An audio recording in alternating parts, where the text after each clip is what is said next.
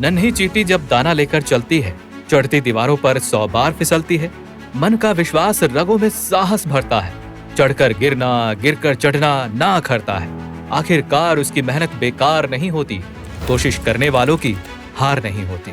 सालों पहले लिखी इस कविता के एक एक शब्द हनी सिंह की जिंदगी से जुड़े हुए हैं। यो हनी सिंह आज किसी परिचय के मोहताज नहीं है। उनका स्टाइल, उनके गाने, उनकी कंपोजिशन सब कुछ लोगों के सिर चढ़कर बोलता है। 2014 के आसपास हनी सिंह की शोहरत का ये आलम था कि इंडिया में रैप म्यूजिक का चेहरा ही हनी सिंह थे। जिस समय वो सफलता के सबसे ऊंचे पायदान पर थे, उनकी लाइफ में कुछ ऐसा हुआ कि एक ही पल में सब खत्म हो गया। हनी सिंह टूटते तारे की तरह आसमान से गायब हो गए। हालांकि आज इतने सालों बाद भी वो अपनी मेहनत और हौसले के बल पर अपनी पुरानी जिंदगी की ओर लौट रहे हैं। लेकिन ये सब कुछ इतना आसान नहीं था। इंडिया के सबसे अमीर रैपर बनने से लेकर अचानक म्यूजिक इंडस्ट्री से गायब होने और वापस सब कुछ दोबारा शुरू करने के लिए हनी सिंह ने बहुत मेहनत की है।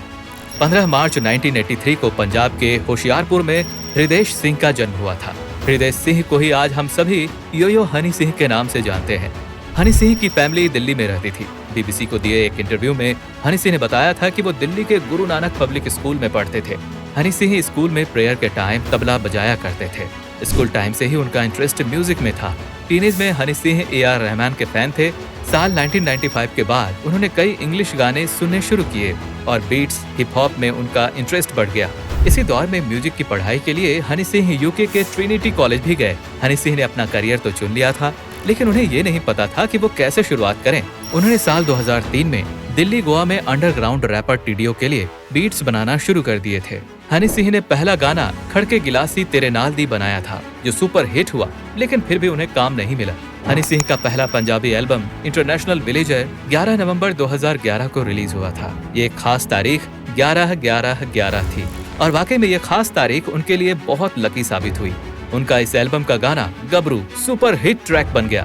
ये गाना न सिर्फ इंडिया में सेंसेशन बन गया, बल्कि एशियाई म्यूजिक चार्ट में भी टॉप पर रहा और यहाँ तक कि बीबीसी के एशियाई चार्ट में भी शामिल किया गया, जो हनी सिंह के लिए एक बहुत बड़ी अचीवमेंट थी।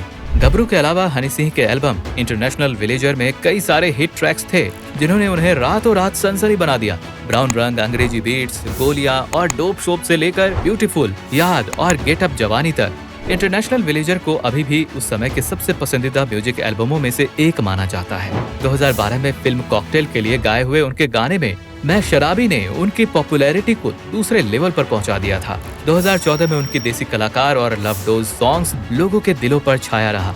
इसी रात उन्होंने बॉलीवुड में अपना acting debut film the expose से किया था। हालांकि ये फिल्म कोई खास कमाल नहीं कर पाई, लेकिन इसके भी सारे गाने हिट रहे। साल 2016 से लेकर 18 के बीच फिल्म सोनू की टीटू की स्वीटी, मित्रों, लव यात्रा, जबड़िया जोड़ी, झूठा कहीं का और बाजार में हनी सिंह के कई गाने सुनाई दिए। उस समय वो इंडिया के सबसे अमीर रैपर थे। एक गाने के लिए वो 70 लाख तक चार्ज करते थे।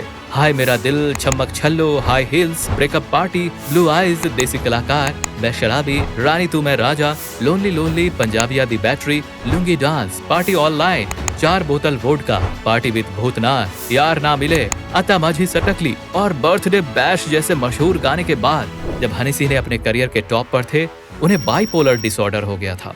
हालांकि उस टाइम हनी सिंह को लेकर कई तरह की अफवाहें भी उड़ी, लेकिन बाद में बीबीसी को दिए इंटरव्यू में हनी सिंह ने बताया कि उस समय उनके पास बहुत काम था।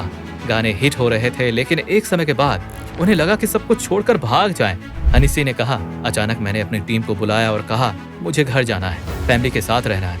मेरी टीम ने मुझे समझाया कि पैसा लगा है, लोग हंगामा करेंगे, नोटिस भेजेंगे, कॉन्ट्रैक्ट है और भी बहुत कुछ, लेकिन मैं एक ही बात कह रहा था, मुझे घर जाने दो वरना मैं मर जाऊंगा। मेरी टीम ने मुझे काफी मुश्किल से मेरी बात सुनी और मैं दिल्ली वापस आ गया। हनी सिंह के मुताबिक उन्हें बाइपोलर डिसऑर्डर हो गया था। ये डिप्रेशन से भी बड़ी बीमारी होती है। उस टाइम पर उन्होंने एक सिंगिंग शो डिजाइन करने के लिए मार्केट से काफी पैसा भी लिया था, लेकिन उनकी बीमारी ने सब कुछ बर्बाद कर दिया। हनी सिंह को उस बीमारी से निकलने में लगभग 5 साल लग गए। इस बीच बादशाह, डिवाइन और रफ्तार जैसे रैपर्स इंडस्ट्री में आ गए, लेकिन फिर भी हनी सिंह के फैन उनका इंतजार करते रहे और लंबे इंतजार के बाद हनी सिंह का गाना काला स्टार 15 अक्टूबर 2023 को रिलीज किया गया, जो देसी कलाकार का दूसरा पार्ट है। इस गाने से हनी सिंह का जादू दोबारा से चल गया। हाल ही में मिलेनियर और बोनीटा जैसे उनके नए गाने आए, जो कि सुपर हिट रहे और यूट्यूब पर करोड़ों लोग अब तक इसे सुन चुके हैं। और अब लग रहा है कि धीरे धीरे करके हनी सिंह का वो पुराना दौर वापस आ जाएगा, दोस्तों आज की वीडियो में बस इतना ही। आपको वीडियो कैसी लगी हमें कमेंट में जरूर बताइएगा और वीडियो को लाइक और शेयर करना तो बिल्कुल भी मत भूलिएगा।